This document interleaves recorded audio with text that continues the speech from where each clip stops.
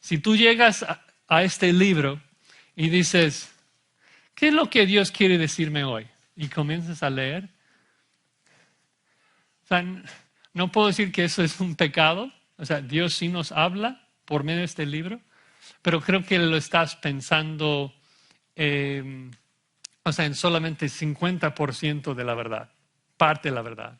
Porque Dios te va a hablar por medio de la interpretación correcta de lo que el autor humano escribió. No es de que Pedro te va a decir una cosa y Dios te va a decir otra cosa. Dios te va a hablar por medio de un entendimiento correcto de lo que el autor humano dijo. ¿Sí? Entonces, por eso es tan importante interpretarlo correctamente.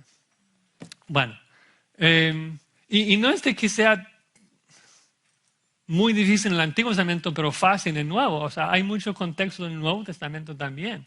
O sea, porque Pablo dice que las hermanas tienen que cubrir sus cabezas con velas, porque es de que prohíbe el uso de perlas, porque y la lista es larga, ¿no? Tenemos que besarnos con ósculo santo y hay muchas cosas culturales que observamos en la Escritura y estamos por lo menos 2000 años lejos de esas cosas. Bueno, ese es contexto histórico. Luego hay contexto literario que dividimos en lo más lejano, canónico, lejano, inmediato. Y voy a tratar de resumirlo, ser breve, pero el contexto literario es tan importante, o sea, leer todo lo que dice. Y la verdad de que la Escritura no puede ser quebrantada, según Jesucristo en Juan 10, de que un pasaje no puede contradecir a otra verdad. La verdad de que los autores bíblicos que escriben después saben lo que los autores anteriores han escrito. Es muy importante. O sea, si tú crees que tú puedes leer 1 de Juan sin conocer y entender el Evangelio de Juan, estás mal. Si tú crees que puedes comprender Juan sin entender Génesis, también estás mal. Porque Juan da por sentado que cuando él dice en el principio, que has leído el principio, que has leído Génesis 1:1, que lo sabes, que lo conoces. Eso se llama intertextualidad, de que los autores bíblicos están interactuando el uno con el otro. O sea, los posteriores están haciendo referencia a los que los otros han dicho. Porque al fin y al cabo es Dios quien está dirigiendo todo y Él se acuerda de lo que dijo en los primeros libros de la Escritura. Y cuando no prestamos atención a esas cosas, es que simplemente lo interpretamos mal y tenemos un montón de ejemplos, ¿no? O sea, cada uno de nosotros tenemos nuestras historias favoritas de versículos que hemos escuchado en iglesias de predicadores que simplemente no prestan atención. Lo llamamos textos fuera de contexto. Y decimos que un texto fuera de contexto es un pretexto para decir lo que uno quiera comunicar. O sea, si tú sacas una frase de la Escritura, tú básicamente le puedes dar el sentido que quieras, ¿no? Porque así funciona el idioma, no de que una palabra tiene un campo semántico, puede significar varias cosas y el contexto es lo que lo limita a un sentido en particular. Recuerdo bien que un domingo llego a la iglesia en el DF y un hermano me saluda y me dice, ¿qué milanesas que no te había visto? Yo creí que ya estabas muéganos. Ok. Dios te bendiga. No entendí nada. O sea, pero el punto es que, o sea, si tú me preguntas qué significa bistec, o sea, te voy a dar cierta definición, pero obviamente en otro contexto comunica otra idea. Y es lo que hacemos con la Escritura. O sea, si sacamos una frase, Colosenses 3, Cristo es todo y está en todos. ¿Cristo habita en cada ser humano? No, pero en la frase anterior, Pablo acaba de decir de que en Cristo, o sea, somos nuevos, y en Cristo, o sea, Cristo es todo y en todo, o sea, todos los que están en Cristo, Él habita en ellos. Mateo 6, ¿no? Buscad primeramente el reino de Dios y su justicia y todas estas cosas os serán añadidas. Y wow, cómo a los predicadores les gusta definir estas cosas, como tu Ferrari, tu casa nueva, lo que sea, o sea, tu riqueza, tu salud. Pero, o sea, lees el versículo anterior y dice, ¿qué comeremos? ¿Qué beberemos? ¿De qué nos vestiremos? O sea, no os preocupéis por esas cosas, porque tu Padre Celestial sabe que tenéis necesidad de todas esas cosas. Entonces, solamente tenemos que leer un poco del contexto. Bueno, 3 elementos del contexto, entonces, el contexto canónico, luego lejano, luego inmediato. Primero, el contexto canónico. Cuando estoy leyendo un libro bíblico, el autor bíblico da por sentado que he leído lo que viene antes.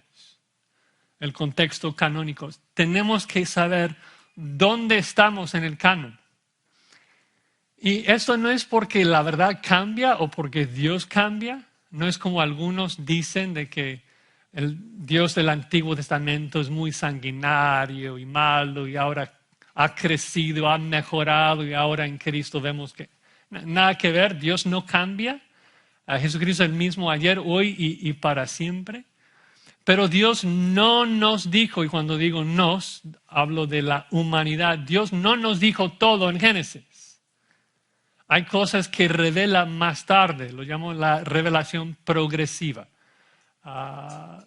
Prueba de esto sería Efesios 3, en donde Pablo, hablando de que la inclusión de los gentiles, dice que es un misterio no revelado antes a los santos profetas de Dios. Entonces, si hubieras preguntado a Moisés, oye, ¿un gentil puede ser salvo sin hacerse prosélito del judaísmo?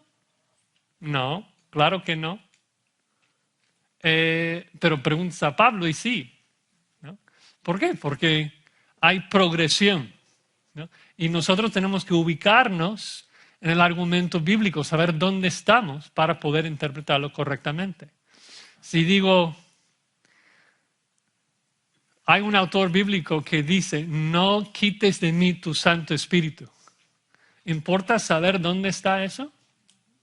Claro, porque si Pablo lo dijera, estaría enseñando de que la salvación se pierde, porque en el nuevo pacto el Espíritu Santo es el sello de nuestra salvación.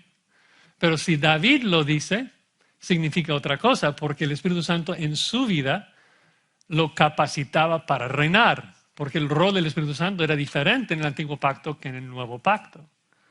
Entonces necesitamos ubicarnos en el argumento de la Biblia, saber. No puedo juzgar a Abraham por no saber algo que revela Pablo. Tengo que juzgar a Abraham por lo que Abraham sabe. Entonces, es muy, muy importante eso de la intertextualidad, de que un autor está citando a otro autor. Los autores del Nuevo Testamento en particular están citando mucho el Antiguo Testamento. Y yo creería que una de las razones mayores que interpretamos incorrectamente el Nuevo Testamento es por nuestra ignorancia del Antiguo Testamento. Que el autor del Nuevo Testamento está citando un pasaje del Antiguo y nosotros ni siquiera nos damos cuenta. Y entonces no sabemos de qué viene el argumento.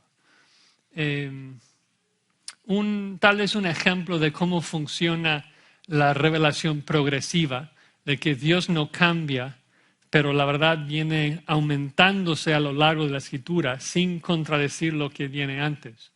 Sería contestar la pregunta si la salvación ha cambiado, si la forma en que uno llega a la salvación ha cambiado del Antiguo al Nuevo Testamento. Hay los que enseñan, por ejemplo, de que en el Antiguo Testamento Dios lo salvó por ley, por la ley de Moisés, y que el Nuevo ahora es por fe en Jesucristo.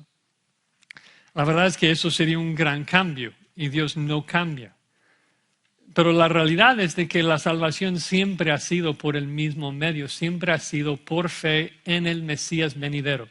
Desde Génesis capítulo 3, la salvación, el medio de que el hombre pueda ser salvo, ha sido por fe, por creer en el Mesías venidero. Obvio, en Génesis 3 saben muy poco del Mesías, no saben que su nombre es Jesús, no saben los detalles de la cruz y resurrección al tercer día. Nosotros tenemos más información, somos responsables por creer más. Pero tenían la misma esperanza en el Mesías. Lo que llamamos el protoevangelio se encuentra en Génesis capítulo 3. Y cuando lo analizamos, la verdad es que nos damos cuenta de que describe el mismo medio de salvación que hoy. En el contexto Génesis 3, obviamente Adán y Eva acaban de comer el fruto, la naturaleza humana cae en pecado y Dios se les acerca y está condenando su pecado. Y mientras condena en particular a la serpiente, luego viene una promesa en el versículo 15, es la primera promesa que encontramos en la Biblia. Y dice el versículo 15, pondré enemistad entre ti, o sea, la ti ahí se refiere a Satanás, entre ti y la mujer, entre tu simiente y la simiente suya. Esta, la simiente de la mujer, te herirá en la cabeza y tú le herirás en el calcañar. Entonces, Adán y Eva caen en pecado, merecen morir, y Dios viene y por su gracia les da la promesa de que Eva va a tener un hijo, un descendiente, y esa simiente va a herir a Satanás en la cabeza, le va a matar. Lo interesante es de que tan pronto termina Dios de hablar, en el versículo 19, lo primero que Adán hace en el versículo 20, vean lo que dice, Dios termina de hablar y dice, y llamó a Adán el nombre de su mujer Eva. ¿Por qué Eva? Dice, por cuanto ella era madre de todos los vivientes. Entonces, Adán y Eva están creyendo en Satanás en el versículo 10, pensando de que si comen el fruto van a ser como Dios. Fueron engañados por Satanás, tienen su fe en la palabra de Satanás. Luego Dios viene y Dios les da una promesa. Eva, tú vas, o sea, merecían morir en ese preciso momento. Pero Dios les acerca y les dice, Eva, tú vas a tener un hijo y tu hijo va a matar a Satanás. Y tan pronto Dios termina de hablar, Adán dice, entonces eres Eva, porque tú vas a ser la madre del mundo. O sea, tú vas a tener un hijo. Y si Eva va a tener un hijo, ¿qué implica eso? Que Adán cree en la promesa de Dios. Adán cree de que Eva va a vivir y tener un descendiente. Entonces, tan pronto Adán nombra a su mujer Eva, dice en el versículo 21 que Jehová Dios hizo al hombre y a su mujer túnicas de pieles y los vistió. Dios mata a un animal, no los viste con hojas, los viste con pieles, donde agarra pieles, o sea, mata a un animal, un sacrificio, y los viste con esas pieles. Entonces esto, o sea, es una primera imagen de lo que es el Evangelio, de que Adán y Eva son pecadores, Dios les da una promesa de un Mesías venidero que les va a salvar de Satanás, ellos creen en esa promesa, vemos fruto de su fe en que Adán nombra a su mujer Eva, entonces Dios provee redención por medio de la muerte de un sacrificio. Eso es lo que vemos a lo largo de toda la Escritura. Luego Abraham escucha una promesa de sus descendientes, de su simiente, por el cual Dios iba a bendecir al mundo entero. Entonces Génesis 15:6, Abraham creyó a Jehová y le fue contado por justicia. O sea, fe en la promesa de Dios, y a lo largo de toda la Escritura es lo mismo. La información va aumentando, la revelación vino de manera progresiva. Pero el mensaje nunca cambia, Dios nunca cambia. Entonces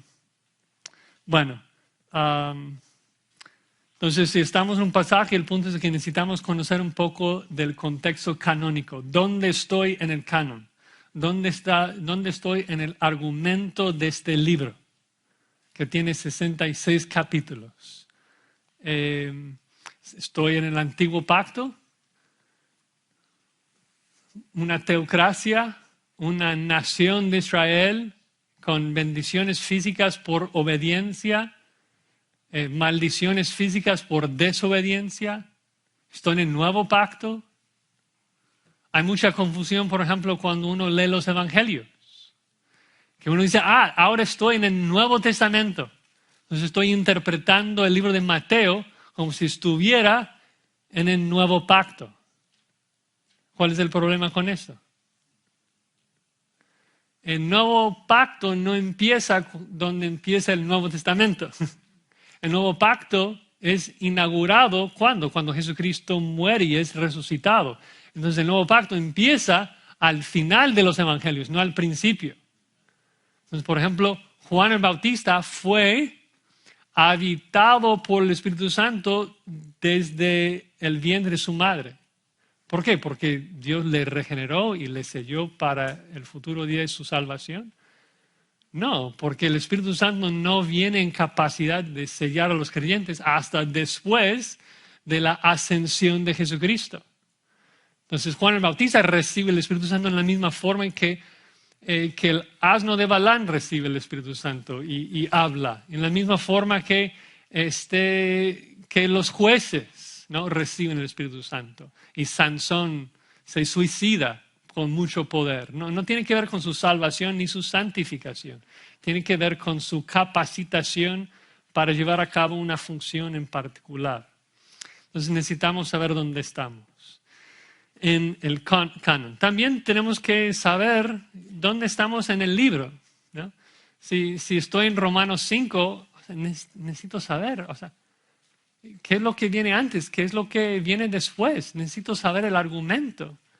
Entonces necesito ubicar el versículo en el contexto del libro entero, ¿no? No vas a poder entender Juan capítulo 2 si no has leído los últimos capítulos en donde Juan explica su propósito de escribir. Otro ejemplo sería 1 de Juan. Hay gente que lee 1 de Juan y dice, wow, Juan es muy duro, él no quiere que tengamos certeza de salvación porque nos está diciendo que tenemos que llevar fruto. Y dice, oye, pero en 1 de Juan capítulo 5, él nos explica cuál es su propósito de escribir. Dice, os he escrito para ustedes que creen, para que sepan, para que entiendan que tienen vida eterna. Su propósito es aumentar nuestra certeza en la salvación. Entonces no puedes comprender el libro, ningún pasaje del libro, si no entiendes ese propósito. Y finalmente, obvio, el contexto inmediato. Necesitas leer y leer y leer una y otra vez el párrafo que estás leyendo o no lo vas a comprender. Pastor MacArthur siempre dice que para predicar un pasaje, tú tienes que leerlo mínimo 30 veces, estar meditando mucho tiempo en el pasaje, tienes que conocerlo. Porque necesitas saber lo que dice, cuál es el flujo del argumento. Y en particular, si no tienes otras herramientas para estudiar, es muy importante, muy preciso estar muy familiarizado, meditando en lo que dice el texto. Bueno, casi nos va el tiempo y estoy en la primera hoja todavía. Entonces, ¿por qué no concluimos un poco nada más mencionando el tercer paso para sentir que he avanzado un poquito, que es analizar? Y en el análisis de la Escritura tenemos que hacer un análisis de las frases y de las palabras y prestar mucha atención. Yo cuando estudio un pasaje trato de tomar el pasaje y dividirlo en frases pequeñas y pensar en la relación entre cada frase del texto. Porque estamos buscando el argumento, qué es lo que el autor quiso comunicar con esto. y tratar de sacar el punto. Pero no solamente la lógica, necesitamos pensar en las palabras individuales, pensar en cada detalle, o sea, del verbo, del sustantivo, adverbio, adjetivo, ver cuál es su función en la oración, qué aporta. Y otra vez dices, Josías, es muy detallado eso. Es como, queremos sacar provecho de este manual, pero sin esfuerzo. Prestas más atención al manual del asador que la Biblia. O sea, es importante prestar atención, los detalles cambian la situación. Para darles 2 ejemplos rápidos de cosas que parecen ser insignificantes. Vean en Efesios 2, un versículo muy conocido, Efesios 2 que habla de la salvación. Y solamente quiero hacerles notar el género del pronombre en 2 versículos. Dice Efesios 2:8, porque por gracia sois salvos por medio de la fe, y esto no de vosotros, pues es don de Dios. ¿Cuál es el antecedente de esto? O sea, ¿a qué se refiere esto? ¿Esto es la fe? Por gracia sois salvos por medio de la fe, y esto no de vosotros. ¿Hay concuerdo gramatical? La fe y esto, ¿así hablamos?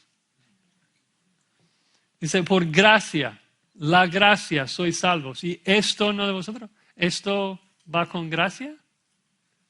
No, porque gracia y fe son palabras gramaticalmente femeninas, y esto es neutro, no concuerda, no se refiere a la fe. Entonces, ¿a qué se refiere esto? A todo el proceso de salvación.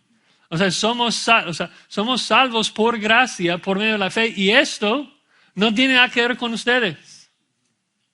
Esto, la salvación, es un don de Dios. Todo el paquete, todo incluido. Lo mismo pasa en Hebreos capítulo 12, donde el género de una palabra es muy, muy importante. Hebreos 12:17. Está hablando de Esaú, y aquí vamos a concluir con el análisis. Está hablando de Esaú, un fornicario. Está hablando de apóstatas que vienen a la iglesia por un momento y luego abandonan, que nunca son salvos y abandonan y regresan al mundo. Y dice, ya sabéis que aún después, deseando heredar la bendición, fue desechado y no hubo oportunidad para el arrepentimiento, aunque la procuró con lágrimas. ¿Qué significa eso? Hay los que dicen, ya ves, que una persona puede querer arrepentirse y, uy, Dios, perdóname, quiero arrepentirme y creer en Jesucristo, pero Dios los rechaza. Así como Esaú que quiso arrepentirse, pero no pudo. ¿Es lo que dice el texto? Presten atención al género de la palabra la.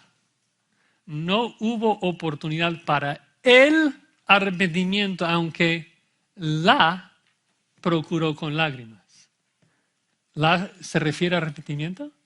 No puede, es imposible. ¿La refiere a qué? A la bendición. Quiso la bendición, está llorando. Quiere ser bendecido. ¿Qué es lo que no quiso hacer? Arrepentirse. No pudo arrepentirse. Quiso la bendición, pero no arrepentirse. Es apóstata, es como Judas. Judas está llorando. Regresa a los fariseos, les tira las monedas. Sabe que ha hecho mal, está llorando, está tan triste que se va y se suicida. ¿Qué es lo que no hace? Señor, perdóname. Jesús está ahí a su lado. Pero su corazón estaba tan duro, tan endurecido, que no puede. El autor de Hebreos nos está exhortando. arrepiéntate hoy. No sabes si podrás mañana. Pero hoy, si te arrepientas, Dios te recibe. ¿No? ¿No? El que va a Jesucristo, Jesucristo siempre lo recibe. Entonces, el punto es simplemente darles unos ejemplos de la importancia de prestar atención a los detalles, de prestar atención al contexto, leer la Escritura. Tenemos mucho más que vamos a cubrir en otra oportunidad, pero sí quiero terminar una vez más tratando de aumentar nuestro aprecio por la palabra de Dios. Entonces, es una joya lo que tenemos. Es un regalo increíble que Dios nos ha dado su palabra, que nos ha comunicado todo lo que necesitamos para la vida y la piedad. Y quiero ilustrar esto con un versículo que realmente nunca puedo entender totalmente. Se encuentra en Juan 16, en el versículo 7.